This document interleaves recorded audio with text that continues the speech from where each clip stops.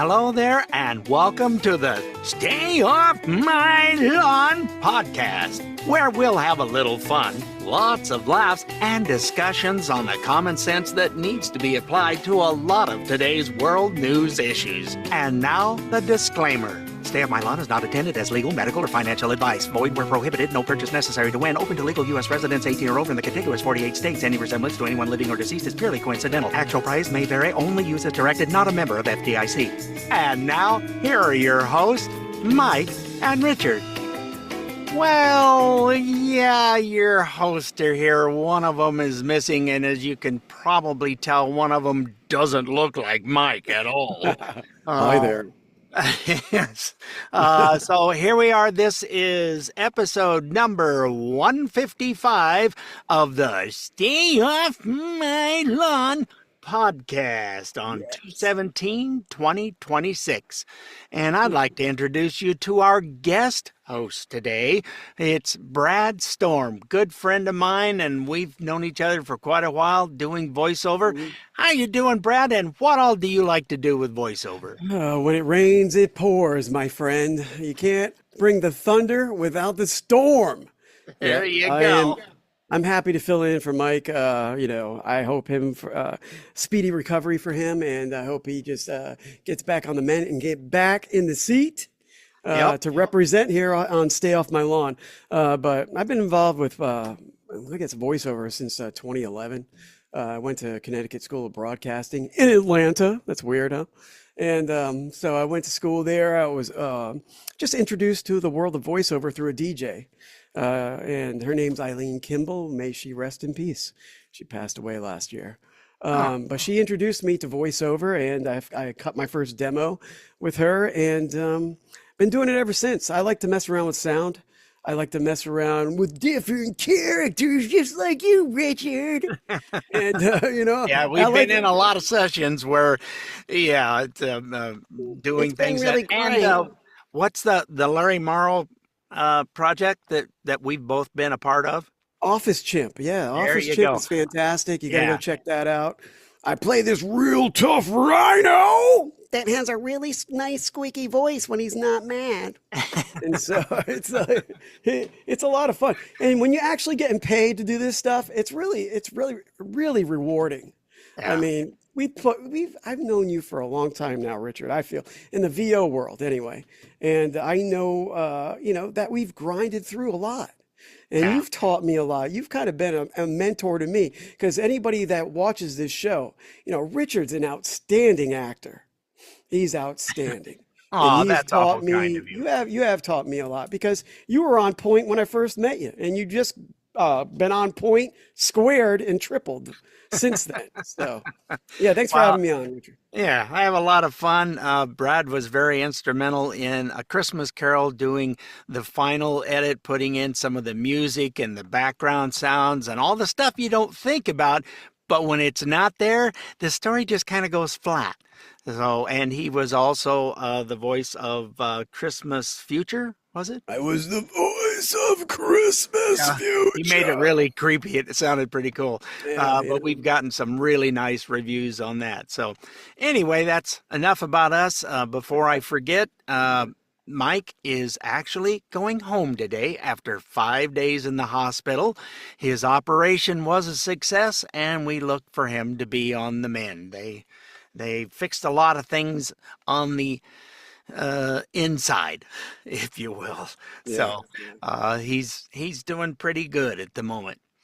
All righty. Well, let's kind of get into goodies here. It's nice to hear that he's doing well. I got a text from his wife this morning at like 6:15 my time, 8:15 theirs, that he's going home today. She was so excited. So that's always fun. I'm hoping to get my surgery going again. I've been watching my sugar intake, carb intake, all that, and my A1C is averaged over the last week. It is pretty much right at 5.2 every day. So it's getting harder to stay on that diet. But, I've lost about 8 pounds too in a week. So Diet, bad hip, what do you want? Yeah, well, I would like to walk. Yesterday was not a good day. Ye old hip did not like me. So, Yeah, well, walking's important. yeah, it's got the wife fixed up so she can walk and now I can't. Oh well, we've met this surgeon like a lot. This is the fourth time You going got a through him. coupon? You got a Yeah, coupon? gonna have the fifth one. I told him I got a coupon that says the fifth one's free, right? He said, yeah, don't lose that coupon. So he's got a great sense of humor. We really have a lot of faith in him, and I don't worry. I'm not worried about the surgery stuff at all. Okay, so after all of that, let's get into the first deal today. Some of you may have seen this. Josh Hawley, he really rakes good old the Minnesota Attorney General Keith Ellison over the coals. And this guy was, I wish we could have the video, but you're going to hear what he sounds like. I mean, he is smug saponified. I don't know how else to put it. So here's how part of that, how it started and then how it was getting toward the end of stuff. It just kept escalating. The whole bit was like 7 minutes long, so I cut it down a little. Thank you very much, Mr. Chairman. Mr. Ellison, let me start with you. You're the Attorney General of the state of Minnesota. Do I have that correct? That's a yes? Sir, you're aware of my job. You know the answer to that. You're not going to answer my questions? Are we going to start this way? Are you the Attorney General of the state of Minnesota, yes or no? You know the answer. Mr. Ellison, you're in my courtroom now. You're under oath. So I suggest that you answer my questions. You the Chief Law Enforcement Officer of the state of Minnesota, yes or no? Let's try another question. Are you familiar with the $9 billion in historic fraud out of your state, including the $250 million in the Feeding Our Future program alone? Are you familiar with that? Don't turn to the pages in your book to get your potted answers. Are you familiar with it? Yes or no? Yes, I am familiar with it. Very familiar, aren't you? Because the people who ran the Feeding Our Futures program came to you in your official office in the state capitol December 11th, 2021, and asked for your help in getting investigators off their backs. And here we go again. Whistleblowers came to you as early as 2019. Let's look. As early as 2019, whistleblower. Don't talk over me. No, as no, early you're as talking over me. 2019, it's my hearing, pal. As early as I'm not your pal. 2019. Don't call me pal. Whistleblowers came to. Well, I should call you prisoner because you ought to be in jail. Well, we'll see what you can do In about it. 2019. Okay. I love that at the end. It was, well, see what you can do about it. Oh, really? They said they got like 50 minutes of him talking about this stuff, and they put the quotes on what is it, boards with the words on them. They put them up there for him to see, and it's just like, yeah, you're busted, brother. So, yeah. Oh yeah, they have. He's going. Oh, it wasn't blah blah. Yeah, no, they actually have audio and video of him talking to these people. So it's like you can say what you want. It's kind of like you're caught red-handed here, pal, and I don't see what the problem is with this. Yeah, I mean, it's like when they say you're under oath, does that even? I mean, do they care about that anymore? Because there's a lot of people that just straight up lie all the time. Well, yeah, because too many folks don't have the integrity anymore. Yeah, integrity. Your word doesn't mean crap. Yeah. And that's the biggest thing with the Somalis, with the Muslims, is it's okay to lie if it furthers your religion. So I don't get that part. Is it also okay to steal from children? They'll steal from anybody that has something that they want. Because you got the Leering Center, you got this going on with 250 million was meant to go to these kids for meals. Yeah, no, it went in somebody's pocket. It went somewhere. They were doing it. And there was another retired, I think he was a state Supreme Court judge or a judge of some sort. And I apologize, I can't remember what his title was, but he's had his own child care out of his home for 17 years. Not Okay. one kid has ever been there. Not one In kid. 17 years, there's not a review. There's I was nothing. about to say, what's their Google rating? Yeah, he's made several $1 million. 17 years. 17 years, and nobody went and checked. Well, it's a judge. Oh, we don't need to go. Again, no You integrity. can't handle the truth. Yeah. It just blows me away what they think they can get away with, and they are so corrupt in Minnesota. And this attorney general has got a chip on his shoulder that's the size of a 4x4 hanging off there, and just like, go ahead, well, see what you can do about it. Okay, well, we will. So Yeah. And they straight up, there's no nonsense in that. No nonsense. What's to come out of it though? What do you think will actually happen? That's been the biggest issue that we've had of late and the biggest problem with Pam Bondi. And I know that we're all impatient. We know they're crooked. We know they have done bad. Mm-hmm. What the heck's the deal? Right? Yeah, why aren't these people, how come they're not having to face the consequences? Yeah, where's the perp walks is what we want to know. And there's a lot of things, and especially something we're going to be talking about later too. It's like, how come people aren't held accountable, like you just said? Yeah, it's got to start happening. And I understand the laws, and you got to have actual proof, and it's got to be solid, and then you can go blah, blah, blah.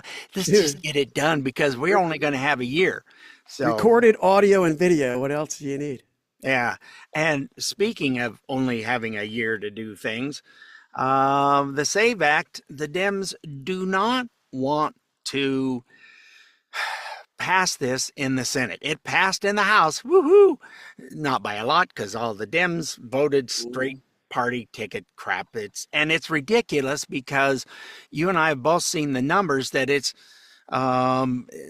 as an overall average, 83% of all Americans want to have secure elections, but yet the Dems are fighting it. It just throws out the cheating aspect of elections. It throws that out. If you have to have proof of purchase, so to speak, then there's no wiggle room around it. Yeah. It's cut and dry.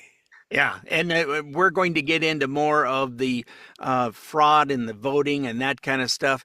But let's hear how the Democrats are, for lack of a better term, pushing. Let's see here. This has got to get moved over.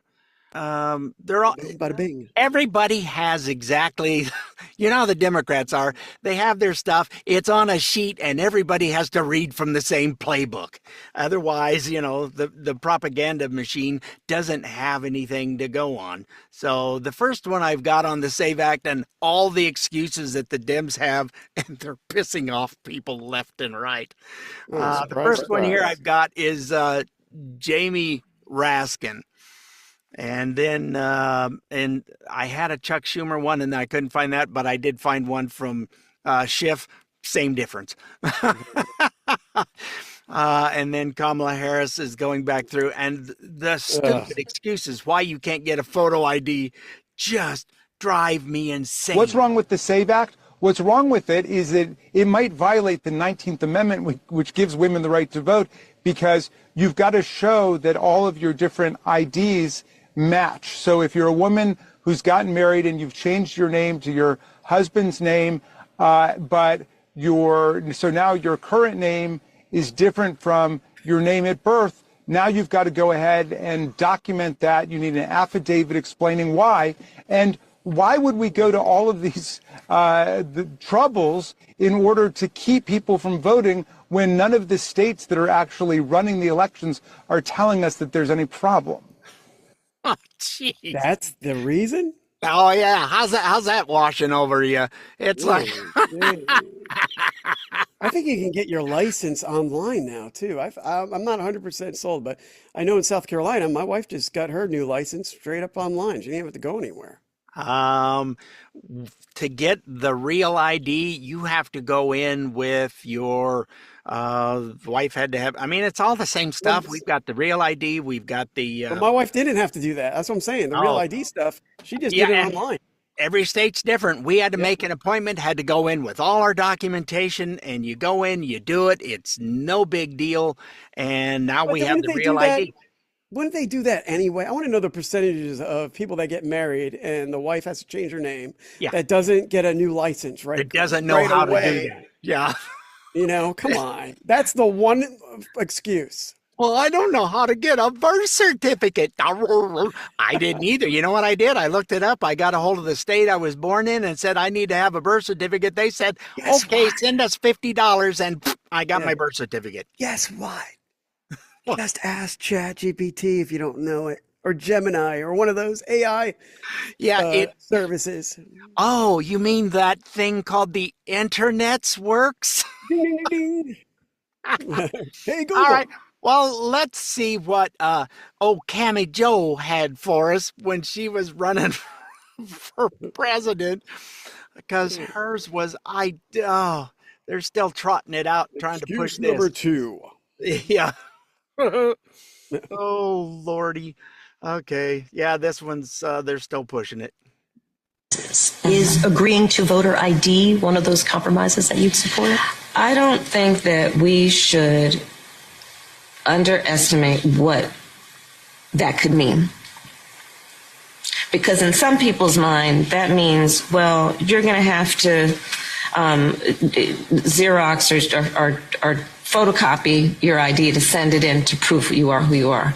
Well, there are a whole lot of people, especially people who live in rural communities, who don't, there's no Kinko's, there's no Office Max near them. People have to understand that when we're talking about voter ID laws, be clear about who you have in mind and what would be required of them to prove who they are. Of course, people have to prove who they are, but not in a way that makes it almost impossible for them to prove who they are. What? How long has it been since Kinko's has been in business? I know, Xerox. Maybe get it faxed.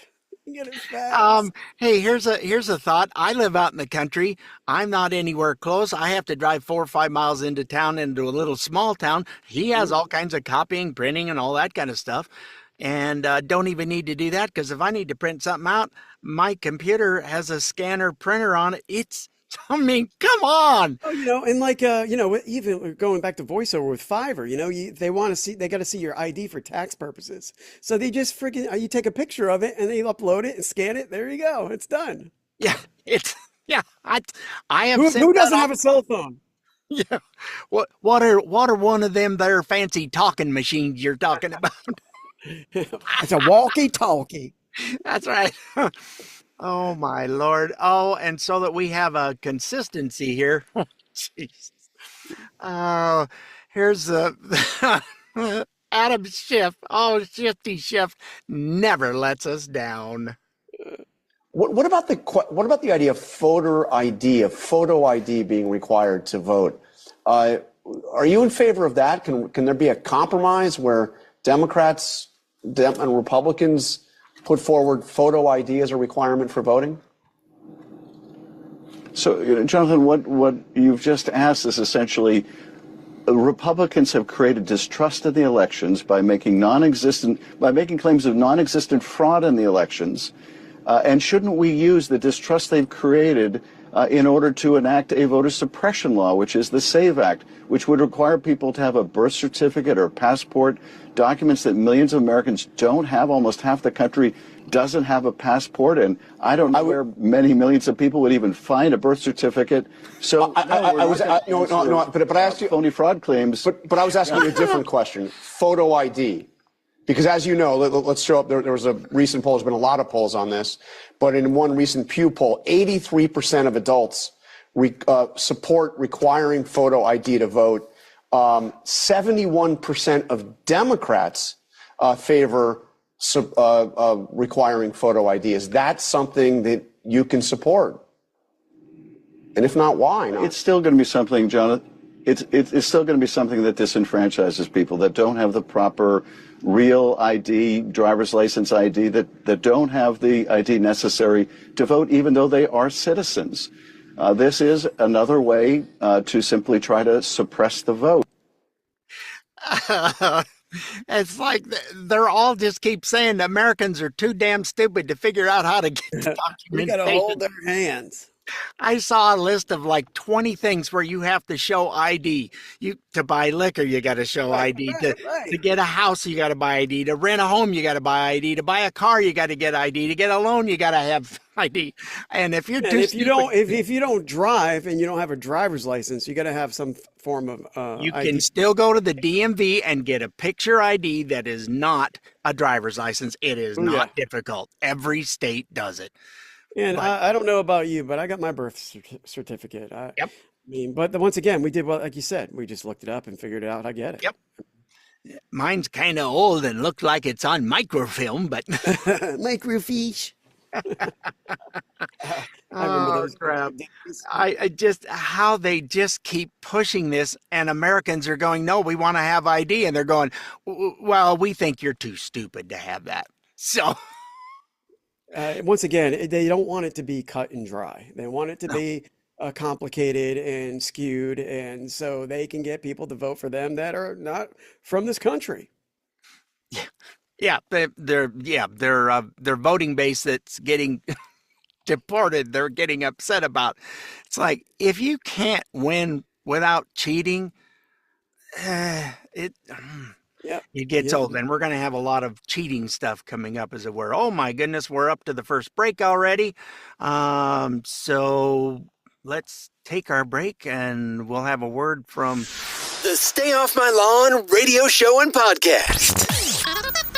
We may not be the best, but it's better than a proctology appointment. St. Jude founder Danny Thomas once said, "There is no kinder act than helping someone less fortunate than yourself.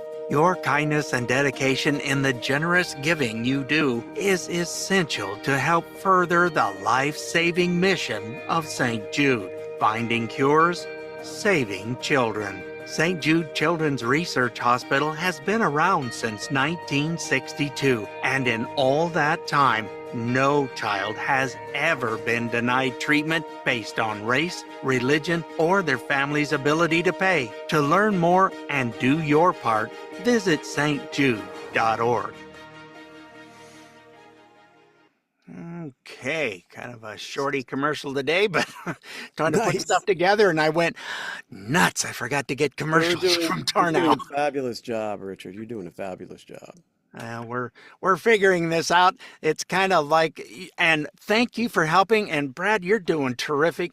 It's stepping into this and just kind of doing it on the cuff is it's called improv, people, if you don't know. And I have some history. I did Talk One Radio over in Bluffton, South Carolina, where I'm from. So it's I like this kind of stuff. It's regardless, any kind of show style stuff I like to do. Well, and you've always been a big supporter of the show. It's of course. You go, what is it you told me? Well, when I'm cleaning up around the office and the house, I'll listen to the podcast. And you said that's where I get my news from once a week. So we try to have legit news and put things out that it's not from one source. Trust me, I'll bet I've got 7 different sources today out of the 12 clips that we have. Yeah, I got a lot of clips today. We're making... The good thing about this show, too, is you got 2 guys that genuinely like each other and like putting on this show for you to listen to or watch. You guys met in person, you're not from, the same state or anything. Oh, it's we're amazing how you guys, you met each other online and you guys have an excellent show. And it's like, hats off to you for 150 episodes, because that's a lot of episodes. You got to really like each other to have that many. And when we tell people, it's only once a week, I didn't check the latest stats, but the last I know of, we're in 51 countries. So that ain't nothing to sneeze about either. Yeah. Okay, getting back into the goodies here. We've got stuff on Don Lemon. Poor old Don Lemon. Well, I'm a reporter, so I've got the First Amendment. Yeah, what you did is not, and people are singing on. Well, we're going to play this report. It's from the Ruben Report, and Harmeet Dhillion is talking about how much trouble he's in.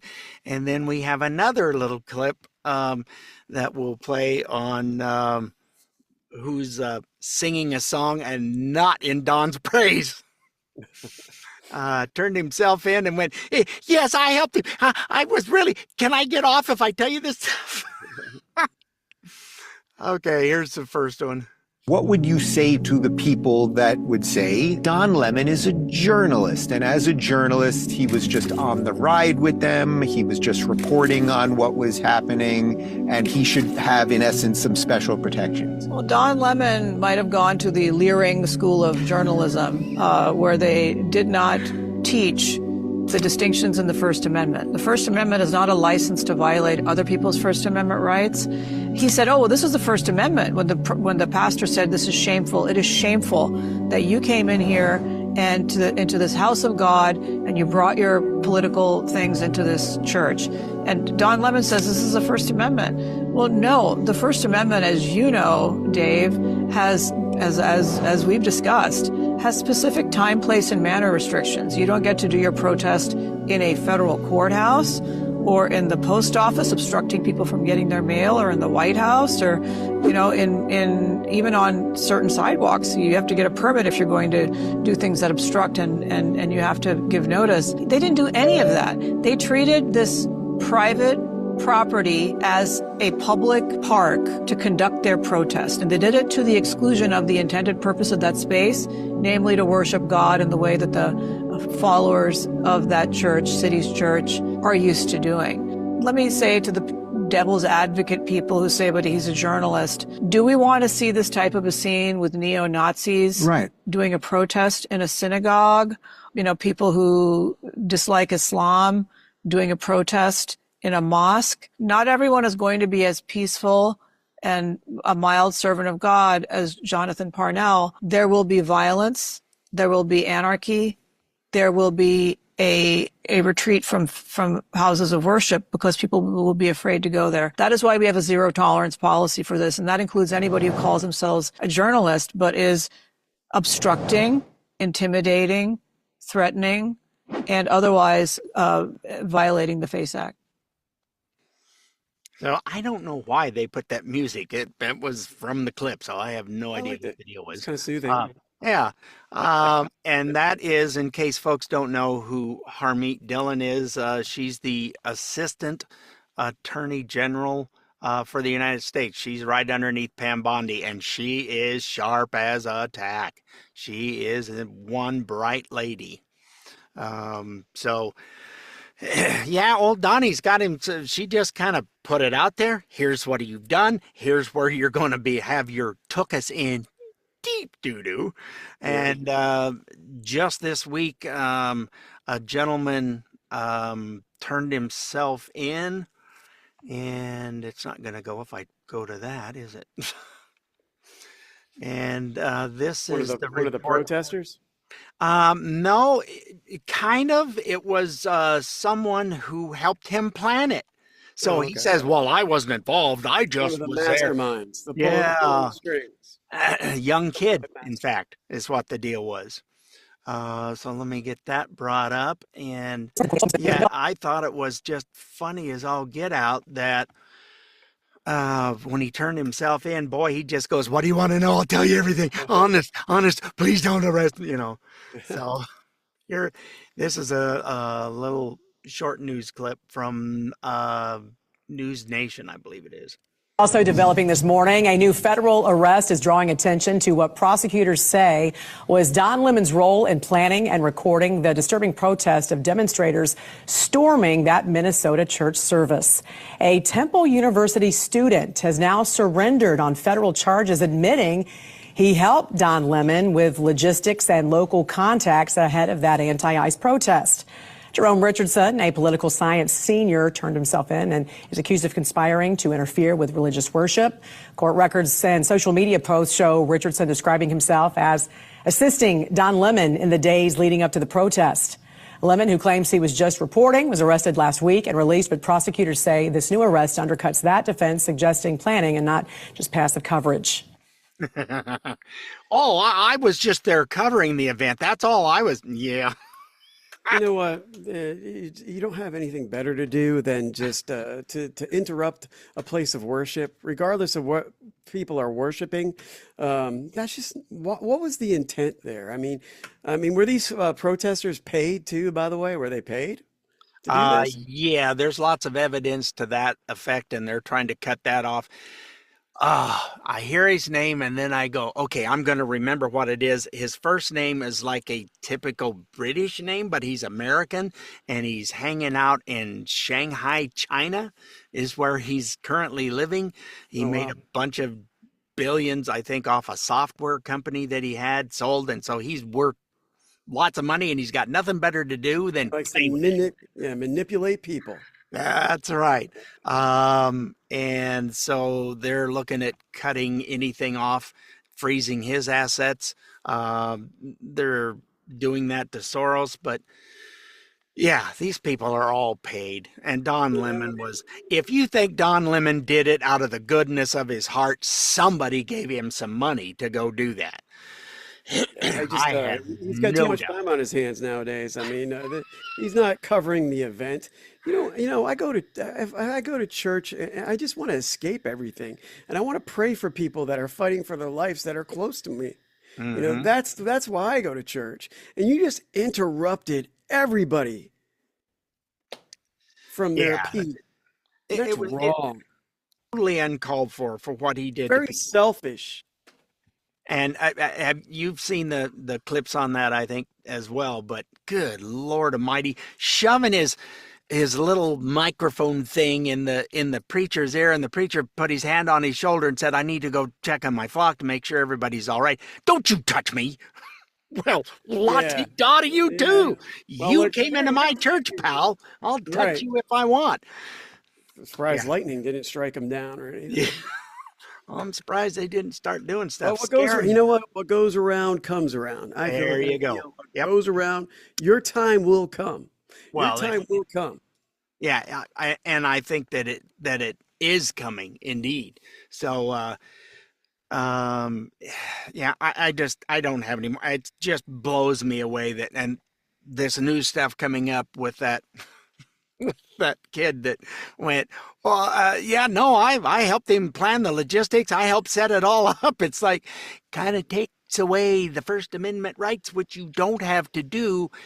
I forgot what the hell they call it, that he went in there and disturbed that service.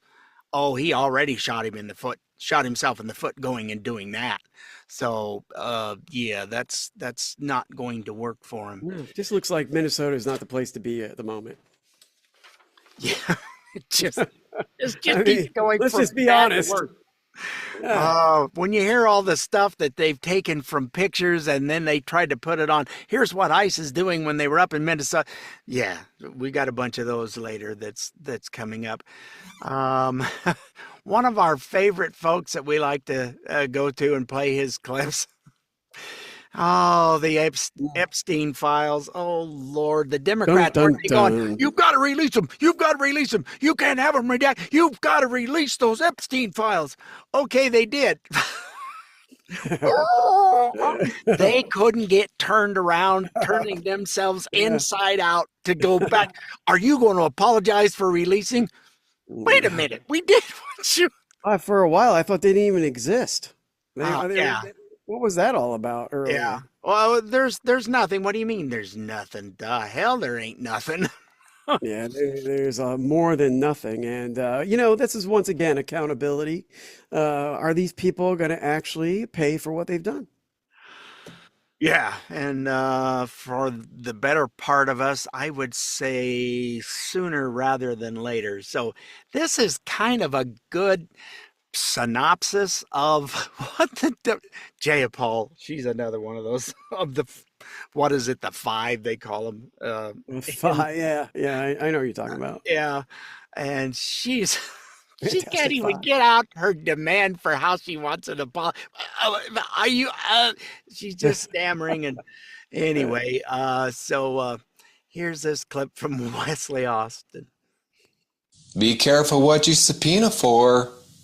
Democrats demanded that the files be released. Now they're furious that they were.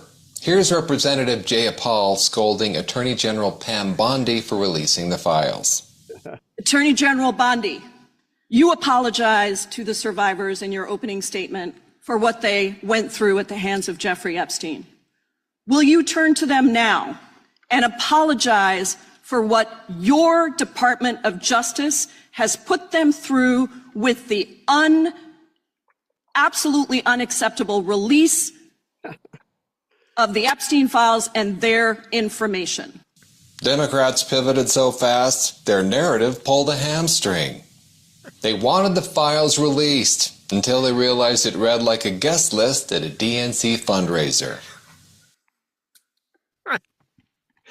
I love that. Till it read like a guest list from a DNC fundraiser. I don't know how to put it any better than that. It sounds like a person that's bipolar. Yeah, they want one thing, and then when it happens, they change their mind and they want something else. It is what it is. I mean, but the bottom line is this is all fine and dandy, but people got to be paying the price. They need to be held accountable for this stuff, because if they're not, this is all pointless. It's all pointless. It reminds me of them being like, what did I see not too long ago? A clip of, I think he was about 3 and his mom was doing some baking and she had some baking chocolate. For those of you that don't know, it is nasty tasting. Oh, yeah, my wife I has that. learned it the hard way myself, getting into the cupboard, climbing up as a kid, going, oh boy, some chocolate. Oh, this is nasty.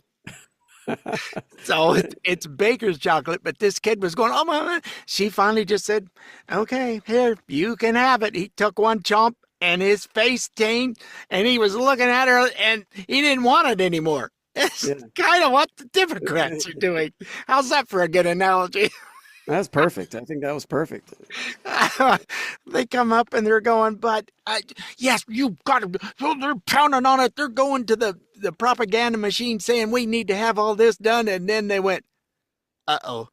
Yeah, well, let me ask you something, Richard. Like, what were they expecting to happen?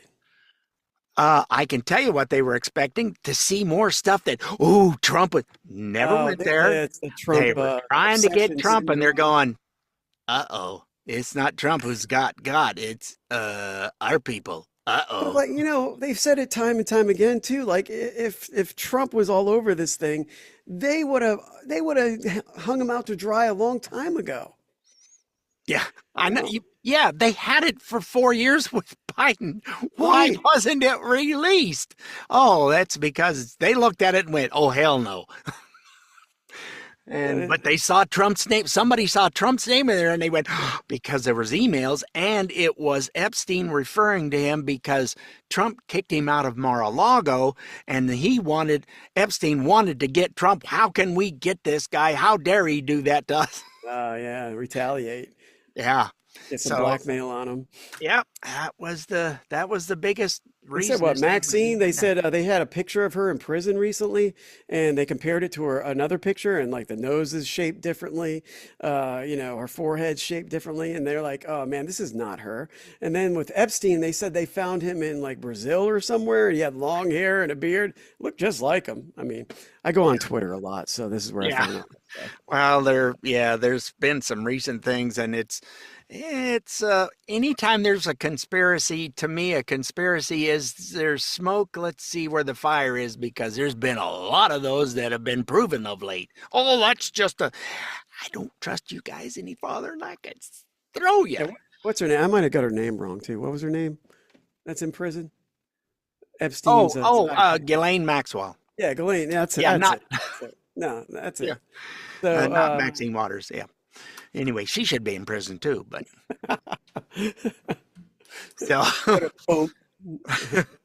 My goodness, we are zipping along. The next segment is a bit long, so I don't want to start that. I think we can get through the others because they're we have one long and then a couple of short ones. So let's go ahead and go to break, and hopefully this plays, and we will be right back. The state of senior hunger is a sad one. According to Feeding America, because of this poor economy, seniors are experiencing food insecurity. They lack access to enough food to support a healthy lifestyle. This means seniors are at risk of not getting enough to eat. Many more are making tough choices between the nutrition they need and basic essentials, including prescriptions, paying for medical, rent, and utility bills. Hunger increases the risk of numerous health problems such as asthma, depression, and congestive heart failure. So please, check into your state or local food bank and volunteer to help or donate food today. Help those who are the most vulnerable among us. Okay, and I played the straight without the music. I just found where that was combined together. We'll get it. Good. I'll fix it in post. Yeah, no, I won't. We don't do enough editing here to know we do any editing. Editing? Yeah. Who said editing? Yeah, that's right. What? Are you supposed to? How do you edit? We don't know how to edit. Yeah. It's all good. So let's get into the fun stuff that's out there right now for all you crazy, wacky kids who love talking about fraud in voting. We've got more. Oh, God. Okay, we got a little one. Yeah, we've got fraud in Georgia is like, Mike just always goes, yeah, it's in my state. It is rampant. They don't have room for anything. Then you have the voter rolls in Wisconsin, and the only way I can put it is the math ain't mathin'. And you'll hear the clip on that. It just is not right. And also, we're going to talk about what's actually inside a Dominion voting machine that somebody has taken apart and went, why is this on one of their motherboards that works the machine? So Cadbury egg inside? And kind of a surprise that way. Yeah, it's a creamy inside that really shouldn't be. First up, let's see on the fraud front what Tulsi has. She's been working hard on stuff. Classification and rooting out weaponization, politicization of the intelligence community is a huge priority. You know more than anyone else the very dangerous and negative consequences of that. I've got a long list of things that we're investigating. We have the best of the best going after this. Election integrity being one of them.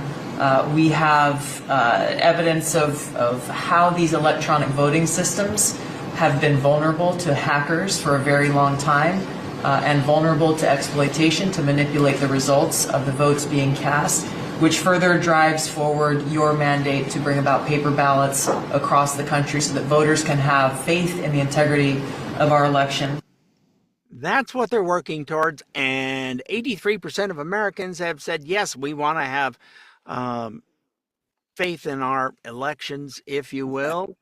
That'd be good. Let's hear about, let's do the voting machine first. It's got stuff inside there that haven't they been telling us about the voting machines that, they can't connect to the internet. That's not a worry. It's just not possible. Well, yeah, it is. And somebody hack it? Well, there wasn't really a need to hack because they had a lot of help on the inside of the machine. Let's listen to them, what they found while they were tearing it apart. Initiated by a court order, the Michigan investigation team obtained forensic access to a DS200 tabulator, the machine that counts the votes. A Telit 4G wireless chip manufactured in Taiwan was discovered embedded into the motherboard. The voting machine tapes clearly indicate modem engagement and transmission of election data. some of the anomalies that we noticed in the 2020 general elections, that 5 key states all stopped counting at a certain time in these key battleground states. These were all where the software, Dominion machines, ES&S machines were used, the Smartmatic, the Dems software. So when the vote stopped counting, and this has been noted in other countries as well, President Trump was significantly ahead. When reporting and counting resumed, there was a massive spike occurred that favored Joe Biden. Oh, I didn't get that cut off. I don't know why they had that on the end. Whatever, but that's all. Yeah. So when you hear that there was a Telet 4G wireless chip, that's like what's in your phone. Okay, well, that's using the internet. The internet. Yeah, it's they can connect to the internet. No, but it's because they already are connected to the internet. Anytime you want to get a hold of it, you just dial up that machine and look what you can do. And it only took 5 states to really ransack it too, huh? Yeah. It's just, it doesn't take much. And well, this is the problem. When as far as when I look at it, when there is bad doings or whatever you want to call it, when things are happening where it's not legit, you're going to have people that are going to stop voting.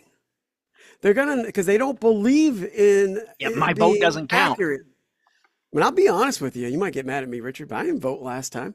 I didn't vote because I was sick of this BS. It's BS. Yeah. It's like, my vote doesn't matter. Everybody wants to put on a sticker. I just voted. My vote matters. Does it? Does it matter? I don't know. Not with this crap that's coming out. Well, yeah, not with what we're finding out. And that's why 83% of all Americans, that includes Democrats, want, because it's 95% Republican, and it makes it 73%, 71%, somewhere in through there.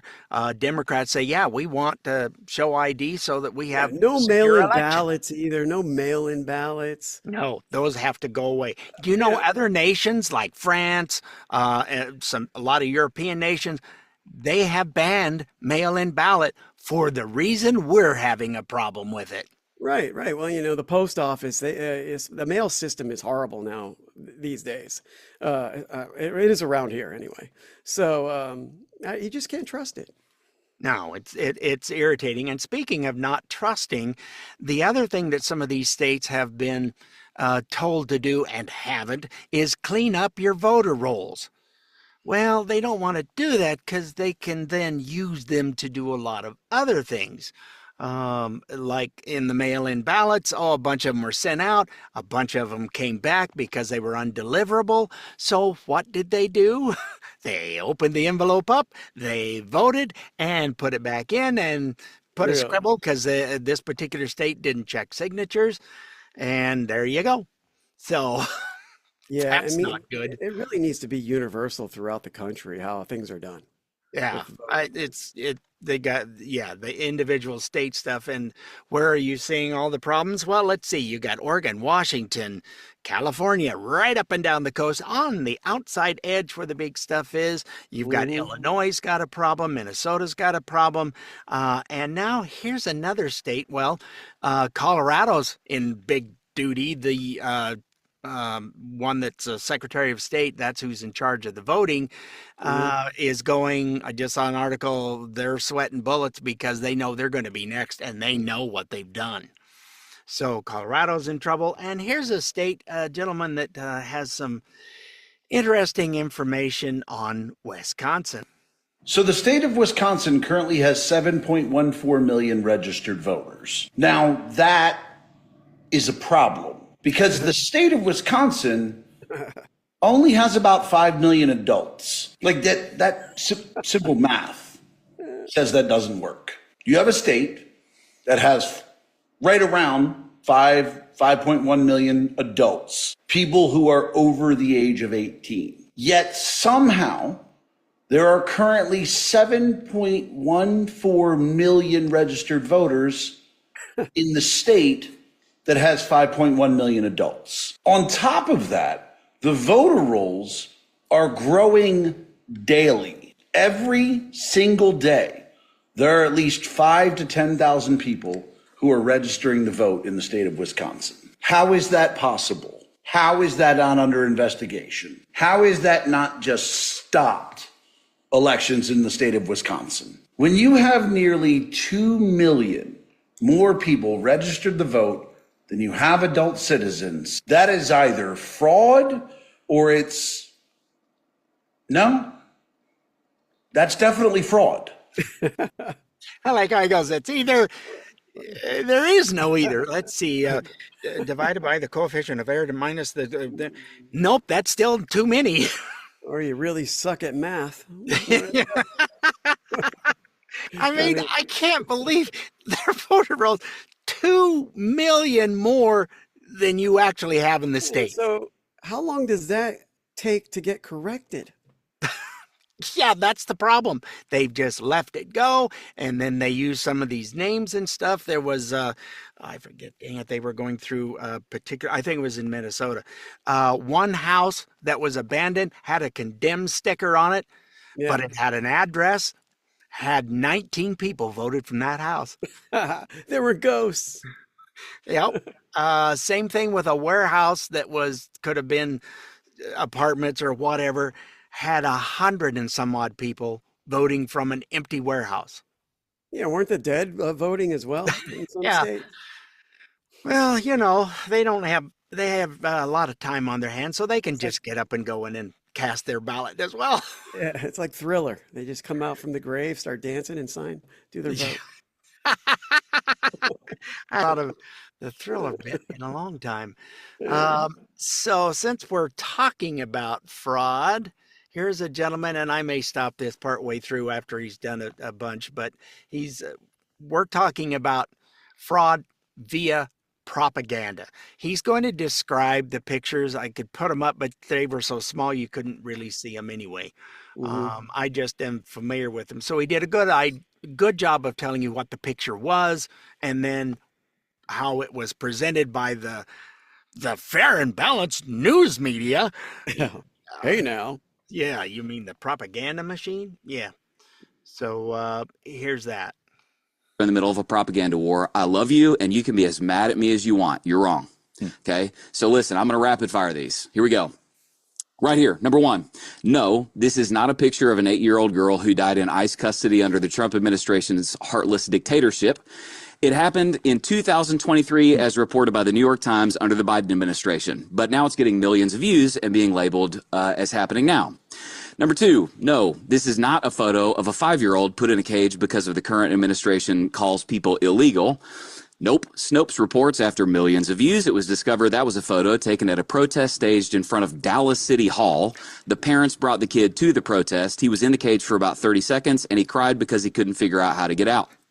Number three, no. This is not a video of ICE agents, quote unquote, drive-by macing people for no reason. That went mega viral. I watched the entire video myself. They were throwing things at law enforcement vehicles, and the guy maced the guy that was throwing things at law enforcement vehicles. Number four, no, this is not a picture of a woman whose hand was shot off by ICE agents firing rounds at mourners, as was claimed, and it got millions of views. Nope, she was rioting and obstructing law enforcement, and as you can see right here, she picked up a flashbang before it detonated and injured her own hand, blew part of it off.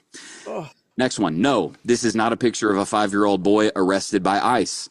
As reported, the boy's father abandoned him while he was fleeing arrest. That is a picture of ICE agents following protocol and not leaving a 5-year-old alone in freezing weather out on the street. Next one. No, this is not a picture of a baby that was tear gassed by ICE while his parents were on their way to a basketball game. Go to that next picture. You can literally see in video that was uncovered later.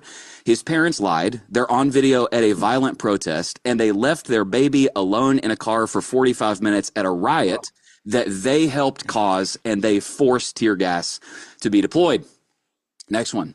This is not a picture of an innocent restaurant worker being arrested by heartless ICE agents. As you can see right here, it is a picture of an illegal child rapist who fled into a restaurant to avoid arrest and seems to have a knife in his hand if you look closely. Next one.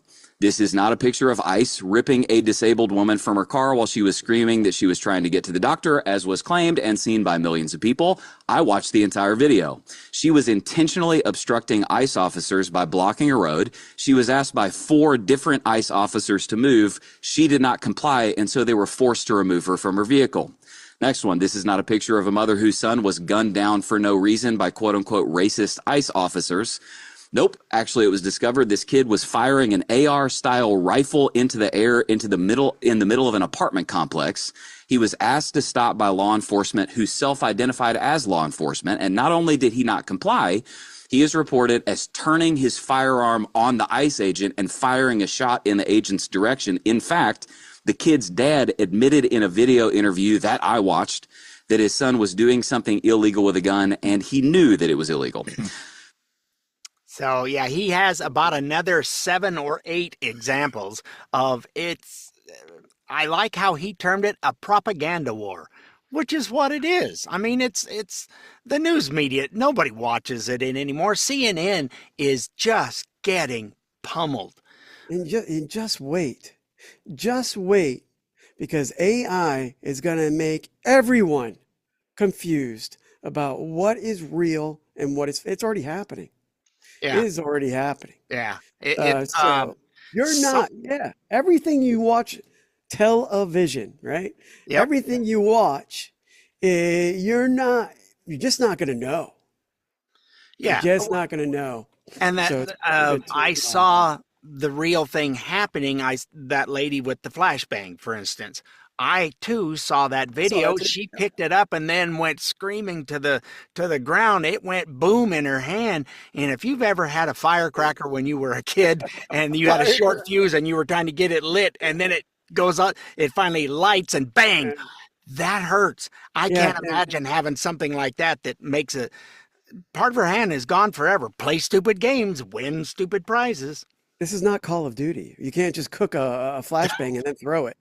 This is not a video game. This is real life. I guess she didn't want her hand, and she got what she wanted. Well, and then those stupid parents. We got maced while we were going to a bat. No, you didn't. They were in downtown Portland, left there, and this baby they should be in jail. Oh, we're not talking like a 2-year-old. We're talking an infant that probably wasn't 1 year old. It was a baby. Yeah. Who does that? You are so messed in your mind that you can't rationalize, hey, that's not right. Yeah. That's not right. Yeah, that's, are you kidding me, man? If we went shopping or if we had the little one, if my wife was not in contact and it was not a good place to be, it was, you don't take them there. There were people that took their kids, older kids that could walk, 6, 7 years old in Portland again. There's a bunch of flipping idiots there. Yeah, I saw that as well. And that's just, why? And the kids were going, they were having trouble breathing because they got maced. They shouldn't have been there, the kids or the adults. Congratulations on scarring your children forever. And you might probably going to have to spend lots of money on medicating them because they're going to have such anxiety and post-traumatic stress from these events. Just ruin it. How much money do you have for therapy? Right. It's like, what is no rationalization? No. Well, the Democrats just keep wanting to have this thing of, big government, we'll take care of you. We'll do what's right. Really? You can't do what's right now. This is not going over. And these kids have been indoctrinated in schools about socialism and how it's going to be the best thing to help you out. And we need to stop this. And it's all the propaganda stuff. Woof. Anyway, speaking of propaganda and socialism, this is a young lady that is from Africa, and I forget what country she's from. She says in here it's Zimbabwe and Botswana, and how the two different countries decided to one wanted to be with freedom and capitalism, and the other said, we're the government, we'll take care of you.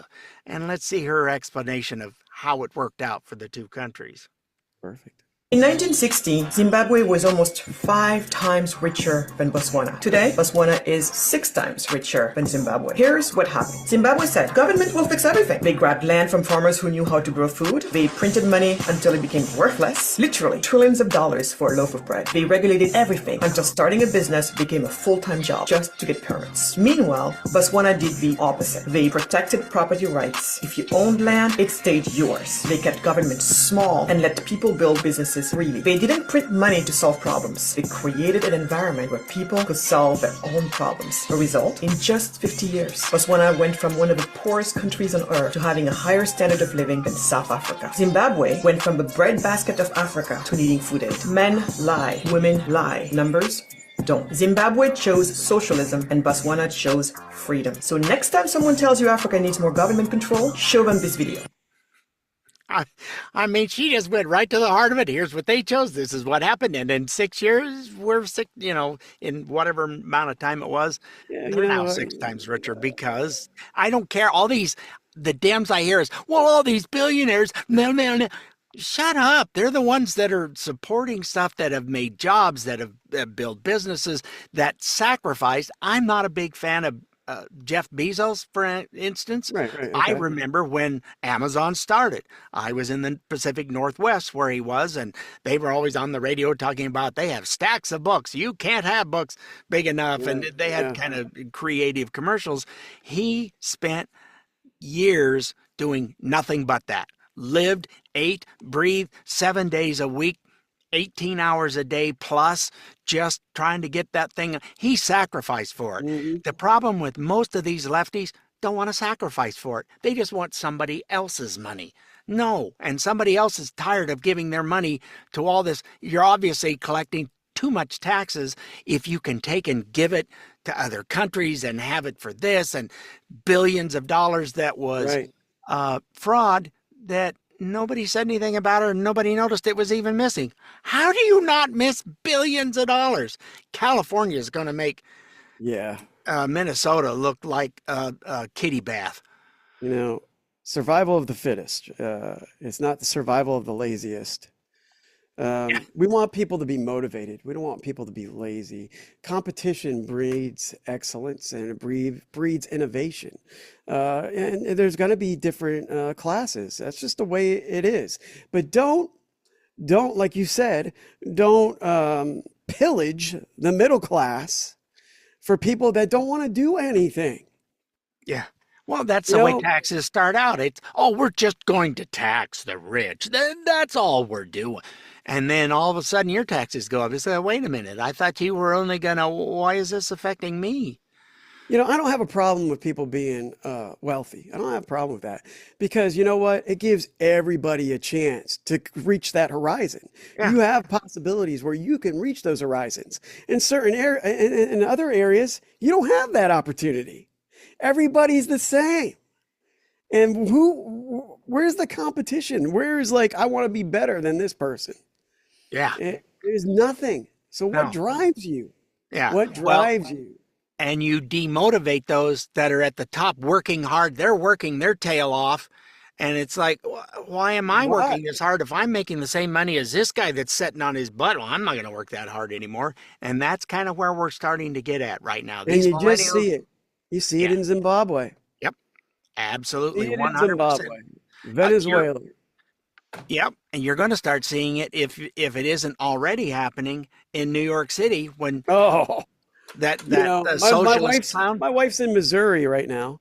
On a job trip, but she's like, it's so dirty around. It's like there's garbage everywhere.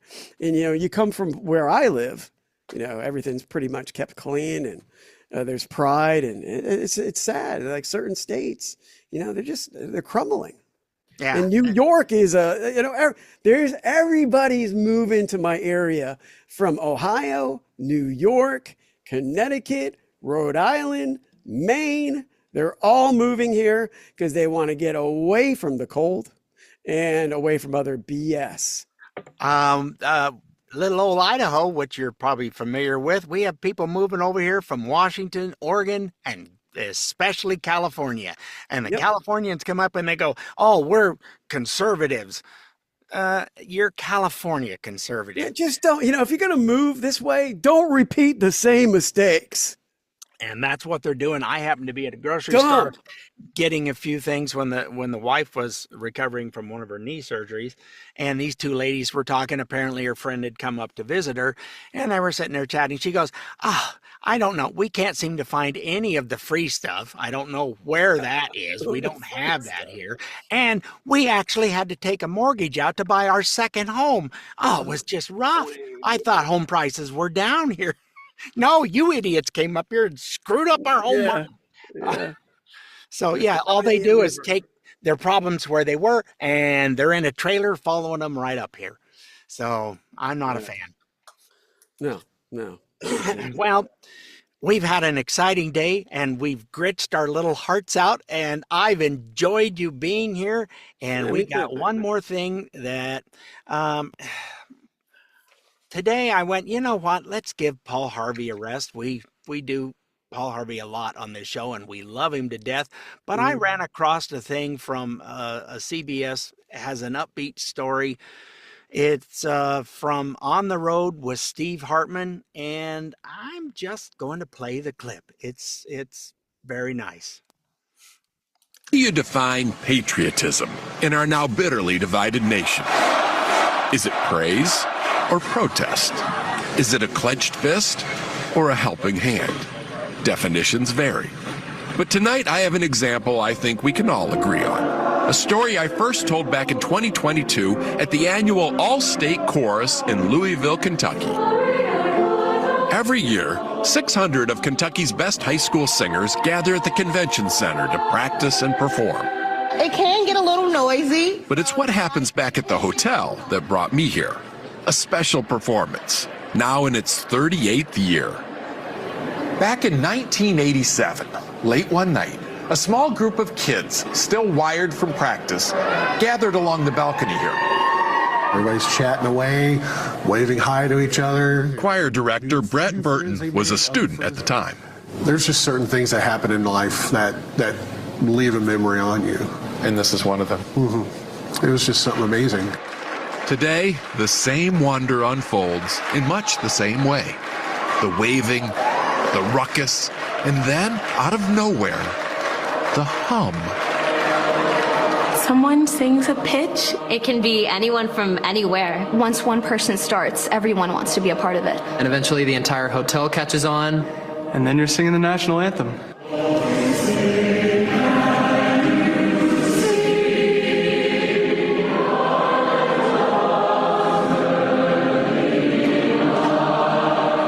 Some say it's the acoustics here at the Hyatt Regency. Others, the sheer volume of talent. But whatever the reason, one thing is clear, that this is patriotism. It's like a cylinder of sound. It's all around you. So surreal. And it's completely organic. There's no planning or adult direction. This is all kids from all walks of life who every year make it a priority to fill this hotel atrium with a riveting reminder that we are not a nation of soloists, but a chorus of shared values that, when joined together, resonate like nothing the world has ever heard. Steve Hartman, On the Road, in Louisville, Kentucky. So I thought we would enjoy that today. Yeah. People are always saying, oh, kids today, there's no... What is it, 600 kids in a hotel? And if you haven't seen it, it's built like a tube. Oh, really? It's got a big empty atrium in the middle, and then everybody is on the rails. 12, 15 floors, I don't know, something, it might not even be that high, but it's in Louisville, you can look it up, and the sound is just phenomenal. No director, nobody starts it. Yeah. It's all just the kids. So you can't underestimate children. I mean, especially nowadays, I think they're much I think their brain just processes things a lot faster because they got so much stuff coming at them nowadays. Speaking of my daughter, I mean, she does multiple things and she's up to date on a lot of information that's going on. News, like school, we'll talk about certain things. You know, whether they're indoctrinating her or not, I don't know. But so far, so good. Knock on wood. Yeah, it's just hard to tell. But yeah, these kids, I mean, if you allow them to do instead of stare at screens all day, I mean, they can do a lot of things. Yeah, my grandsons play sports. Good Lordy, my daughter totes them everywhere. They're in football, they're in basketball, they play baseball all the time. They're not inside much. No, my daughter dances like three or four times a week. Yeah. You know, and that just keeps her disciplined and it keeps her accountable too. And it makes her get up and do things when she doesn't feel her best. And if you learn that while you're young, that will definitely transition to your adult life. Oh, 100%. I was a farm kid. Yeah. And I thought everybody grew up and worked that hard. I didn't know any different. I loved it. I was out working with my grandpa, learning how to drive at 6, 7 years old. And, I enjoyed it. And you learn a work ethic, and that's carried me through. You just keep going. You figure out how to do stuff. You come up with solutions to problems and whatever. You're not afraid to fail. Yeah. It's like, well, that didn't work. Let's see, what else can we try? Instead of just going, well, it failed. No, you got to get it done. It's got to be completed. Done. Anyway, well, I appreciate you being here today, Brad. Anytime. So much. It's amazing how fast an hour goes. It went by pretty quick. Yeah, and it's an hour 10. So when you've got the stuff and we're chatting about it, you just worked out terrifically. Thank you. And, really appreciate it. Hats off to you for being very organized and letting me know what was happening. That's always good for me. I mean. Sometimes we talk about the different stories and then Turnout plays the clips and it's like, okay, I don't know what that one is, but I'll listen to it. Most of the time we have sent stuff back and forth to each other and we know what's going on. But I thought it would be good for you to know how many kind of clips per story. And I had probably way too many of them today, but that's okay. I had fun anyhow. Yeah. So good old Stay Off My Lawn podcast can be found on your favorite podcast program, whatever one you like to use. It's on Instagram, Apple, all those, or not. You can find it in all those places. Or if it just gets to be too much, just go to our good old website of StayOffMyLawn.us for all our past and present episodes. So thanks again for being with us, and tell a friend, and we hope you enjoyed it today. Toodles! See you later. Well, we had fun and hope you did too. The opinions heard here today are not those of anyone other than Mike and Richard. If it made you laugh or go, or even, then we've done our job. Sort of. Well, mostly anyway. And if we made you think about things in a common sense manner, we welcome you to the club. And if it didn't, then just stay off my lawn. See you next time.